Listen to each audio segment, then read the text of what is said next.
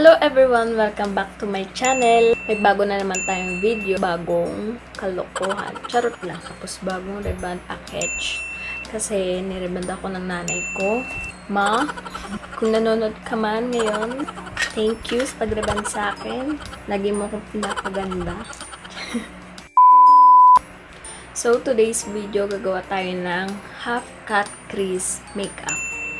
Paano ko ginawa tong look na to? Just keep on watching guys, and wala nang paligoy-ligoy pa. Let's start! Hello guys! Make sure na malinis ang face nyo bago kayo maglagay ng mga product sa mukha nyo. Una natin lalagay ay primer from Maybelline. Siguro nabili ko siya mga 250 pesos, 250 plus. Lalagay ko siya sa aking T-zone kung saan part ng aking mukha na masyado nagpapawis or kung saan mas nagbi-build up yung oil. Next naman ay magkikilay na tayo. As usual, gamit ko pa rin ang aking favorite from Eyeshadow eyebrow pencil. Para sa mga nagtitipid dyan, 60 pesos lang siya guys. Very affordable and pang matagalan besh.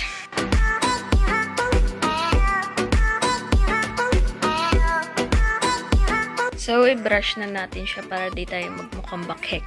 Hindi, joke lang. I-brush na natin para magpantay yung product na nilagay natin sa ating kilay at para hindi masyadong makapal ang ating kilay.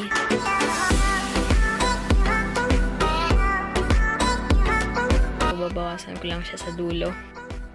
Yan, tapos na magkilay. Di ko alam kung ba't ginagawa ko to habang nag-video. Yung pabebe yung mukha. Next ay lilinisan na natin ang edge ng ating kilay gamit ang concealer ng Maybelline Fit Me. Syempre, yun lang naman ang meron tayo guys.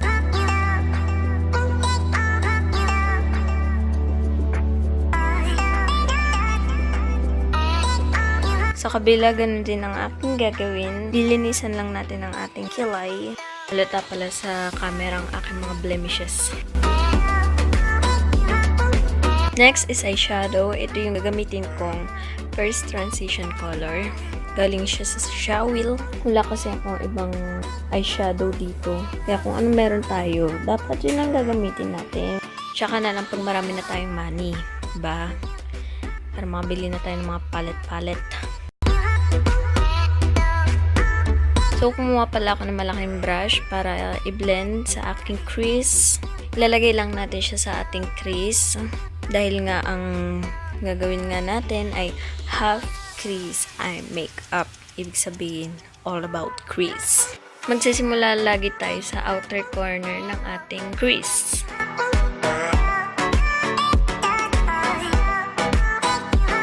Next natin na eyeshadow ay yung mas dark sa nauna natin nilagay sa ating crease. And gagamit tayo ng mas maliit pa na brush. Start lang lagi tayo sa outer corner.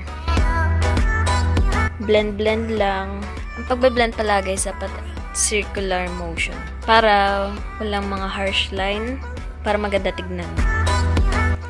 Kinuha ko uli yung brush na ginamit ko kanina. I-blend natin siya para hindi magkaroon ng harsh line. Kung mapapansin nyo, inaabot ko siya hanggang sa malapit sa aking kilay para mas maganda yung kalalabasan mamaya.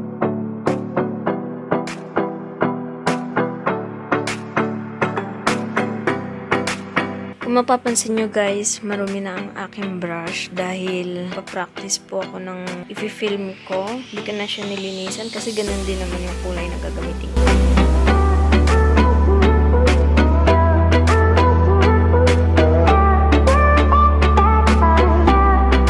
Dahil di ako nakontento, lalagay uli ako ng kulay na nilagay ko sa aking crease. Para makita lang siya sa camera dahil hindi siya masyadong kita. Uulit-ulitin lang natin yung ginawa natin. Kukunin uli natin yung pangalawa nating nilagay. Yung mas dark sa nauna. para ma-achieve natin yung half cut crease.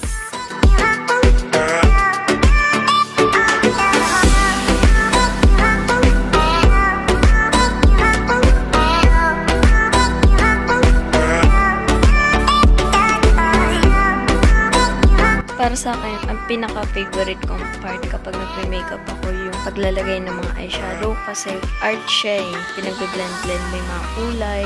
Iba't ibang kulay pwede mong ilagay sa mata mo. Diba?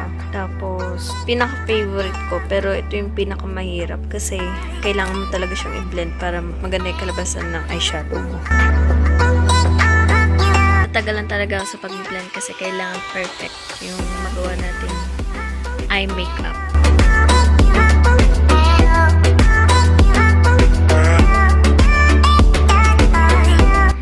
And guys, medyo nakikita na siya sa camera.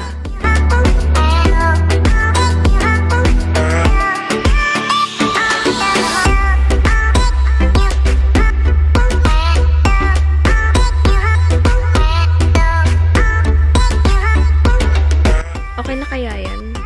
Okay naman na siguro. Ay, hindi pa. Okay na? Ano ba talaga? Okay na yan. Buburahin na natin ng wipes ang inner half part ng ating lid.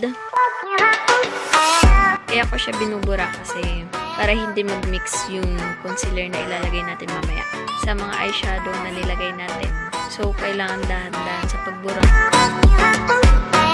Gagamit tayo ng flat brush para ilagay ang ating concealer sa part na tinanggalan natin ng eyeshadow. Lalagyan lang natin ng concealer yung half part ng ating eyelid.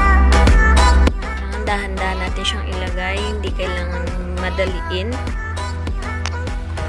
Ngayon, alam niyo na kung bakit matagal kumilos ang mga babae.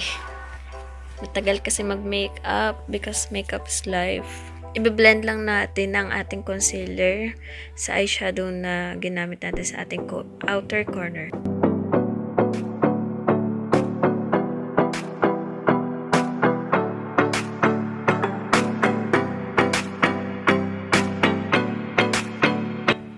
Kumuha ko ng white eyeshadow para ipang-set sa concealer na nilagay natin sa ating inner corner.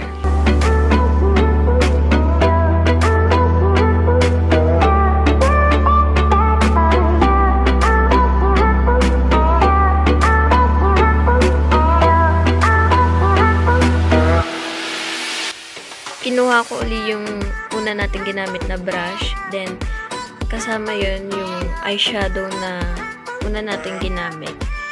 I-blend lang natin siya sa middle part ng ating eyelid.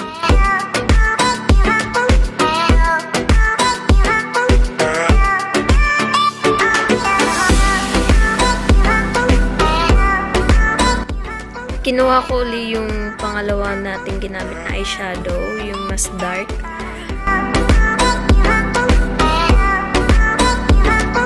Tapos na tayo, so sa lower lash naman, gagamitin natin yung una nating ginamit na brush, tsaka yung eyeshadow. Then next, yung pangalawa nating ginamit na brush and eyeshadow, yung dark na eyeshadow. Next is eyeliner. Sa eyeliner tayo, mag-winged eyeliner tayo ngayon para mas bongga ang ating eye makeup. Gamit ko palang eyeliner is from Ever Bilena. Yung tig 175 ata 170 na may kasamang dalawang eye pencil. Pagdating talaga sa kaliwa ko, nakabahan ako kasi hindi na naman pantay yung magagawa kong eyeliner.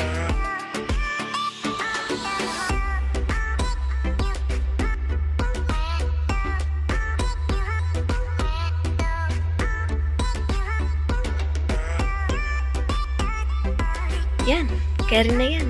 Sa tingin ko, tapos na nga ang aking eyeliner. Kuha lang ulit ako ng white eyeshadow para lagyan ang aking brow bone para mas mukhang on flick yung kilay ko. Next, maglalagay tayo ng falsies.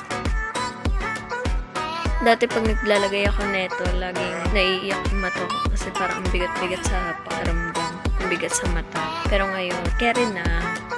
Next natin is magmamaskara na tayo. Hindi na ako nag-curl ng lashes ko kasi natural na siyang kulot. Kaya diretso na ako nag-false eyelashes kanina. Ngayon, i-coat lang natin eyelash natin ng mascara para mas bongga. Next naman natin ay foundation na from Maybelline uli dahil yun lang available kong foundation. Gamit ko palang beauty blender, ay regalo sa akin ng kapatid ko. Kailangan well blended ang ating foundation. Next, maglalagay na tayo ng concealer from Maybelline ulit. Dahil mahilig ako magpuyat, kailangan natin takpan ng ating madidilim na eye bags. And gagamitin ko na rin siyang pang-highlight. Tapos, blend, blend, blend.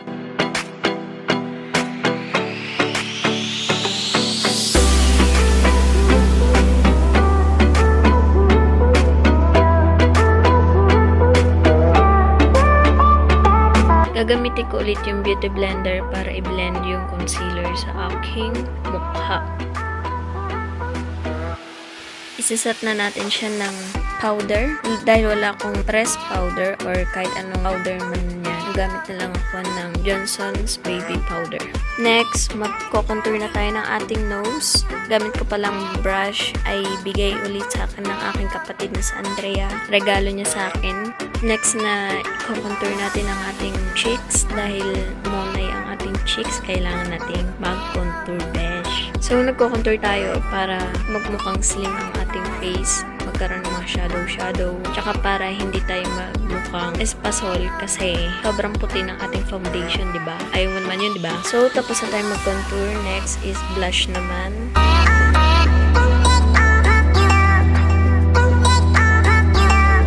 Ilalagay ko lang siya sa gilid ng cheeks ko. Hindi ko siya ilalagay sa buong cheeks ko. Ayoko naman yung mukha kong sinampal. Yes, tapos na tayo sa eye, nose, and face. Ngayon naman, punta tayo sa lips. Ililip line ko lang yung aking lips para magmukhang malaki. Next, ang gamit kong lipstick is from Everbelena Matte Lipstick. Dahil nag-experiment tayo, nagdi-lip gloss ako. Diba nag-matte na nga, tapos nag-lip gloss. Buang lang.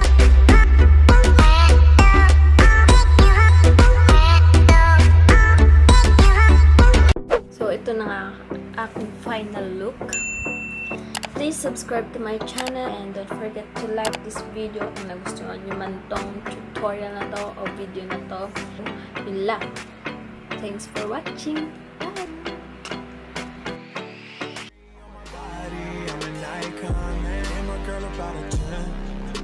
Fuck her in a Benz.